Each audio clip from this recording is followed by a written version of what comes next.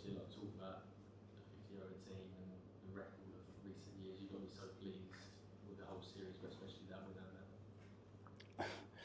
Yeah, extremely pleased with the way that we performed throughout this series, going 1-0 down in the first game, and then the fight and the camaraderie and belief that we had to win 2-1 in the end, like we did in Sri Lanka. I think it's a credit to the team, credit to the coaches, and an outstanding performance. And a lot of really good individual performances. Ben Duckett, 141, exceptional. And Beth as well. The way that them two batted together in the power play and pushed on from there was outstanding. I think that they set as a perfect template and platform to be able to push on from there. They batted for 25, 30 overs, or I can't really remember how many, but they didn't even look like they played a shot in anger, and they were both nearly on 100. So yeah, it was a phenomenal batting performance, and to set that platform like they did, to give Joss the power, the back end power that he has, and the way that Rooty plays was an outstanding batting performance. And just finally from me, obviously Jacob were a really key spell with the ball as well.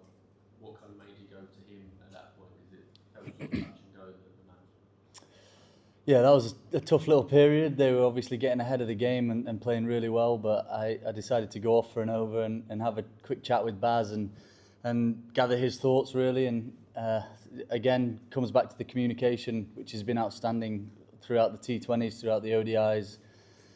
They have a slightly different view from up there with the TVs and all the analytic work up there. So just going up there and having a quick little chat with him to see what we could do from that point. And yeah, he said, have a go with Beth, and just a slightly different spinner to what we've got with him driving it into the pitch, and thankfully it came off.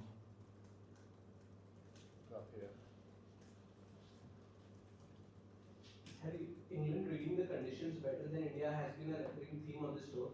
Do you think that was the case today as well, with India's top 5 batters falling to the combination of Rashid, Bethel and Karen, who also relied heavily on his slower variations?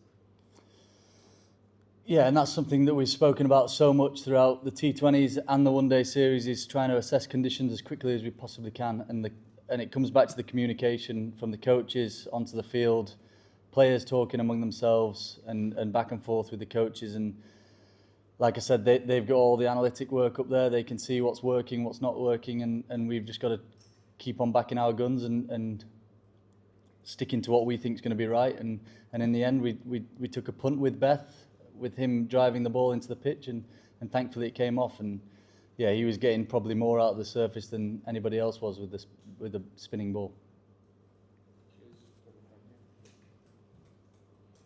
Harry, we have seen in this ODI series, we have seen 3 masterclass knock, 2 from Joe Root in the last 2 games and 1 from Rohit Sharma. So going into the 2027 World Cup, when we talk about strike rates and everything, but playing ODI cricket is an art, right? So how important these players are considering in the ODI cricket, because they know how to pace their innings.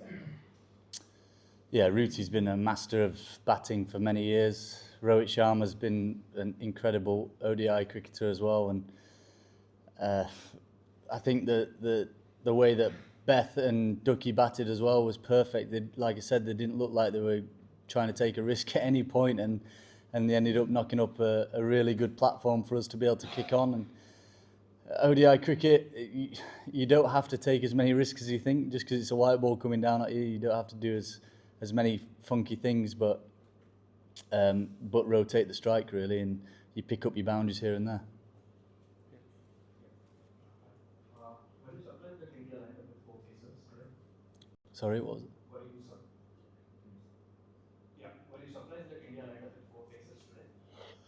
No, not really. I think it's been a fairly seam-dominant series. Yeah, when Bumrah went down, we kind of knew that they were going to have to bring another seamer in, and thankfully we batted well. When Rohit and Virat were playing, or at any point in the India chase, did it look like that they could get to it? Were there any sort of concerns as they batted along? Yeah, like I said about Rohit a second ago, they've been phenomenal ODI cricketers for such a long period of time. We knew that was going to be a very, very tough chase.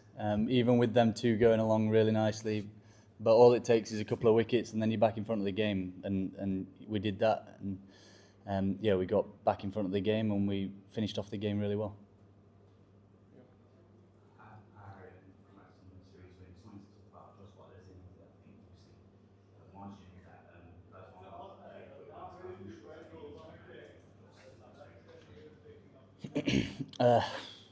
Joss has been an outstanding white ball cricketer, arguably the best to have ever played the game, and the way he went out there and used his power to his advantage, and whenever they missed it just looked like it was going to disappear out of the park. That innings was very crucial for us, but it all came because of the platform we set with the two openers and Ruti as well. So if we hadn't have done that, then Joss wouldn't have been able to go out there and play that innings. But yeah, it was a phenomenal innings from him as well.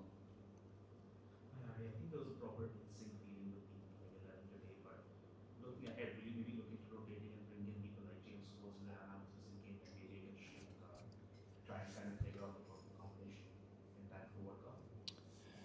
That's something to think about down the line, really. We've always said that we want to try and pick and select the 11 on the conditions, really. We try our best to read the conditions as well as we can before the game and try and pick the side that we think is going to be dominant on that surface. Harry, what have you personally learned captaining across this series? There has been a variety of conditions, and I guess a day like today, you know, on a flat pitch, big score being racked up. How much have you learned as you've gone along here? It's tough. It's hard.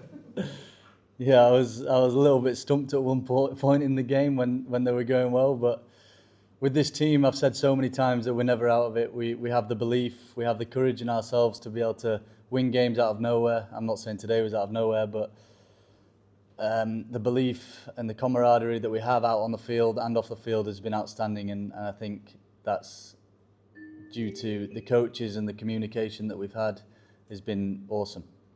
Good evening. Please note that the public area to the ground now closing. The ground is. This is obviously two series wins. You know, big feather in your cap, especially both number one ranked team, both formats. Do you think you could possibly accommodate another captaincy on top of that, or do you feel like you've kind of got plenty at the moment? That's not my decision to make. Whoever's the new coach is going to have that decision to make. It would be tough to do it, but I'm not saying it's impossible. And if I get asked, then see where it takes us. We'll finish up here, please. Hi, good to see you. Congrats on the win today as well. I wanted to get your thoughts on Rehan Ahmed as well, because he took an amazing catch in the innings as well. Is there a chance we can see him play with Adil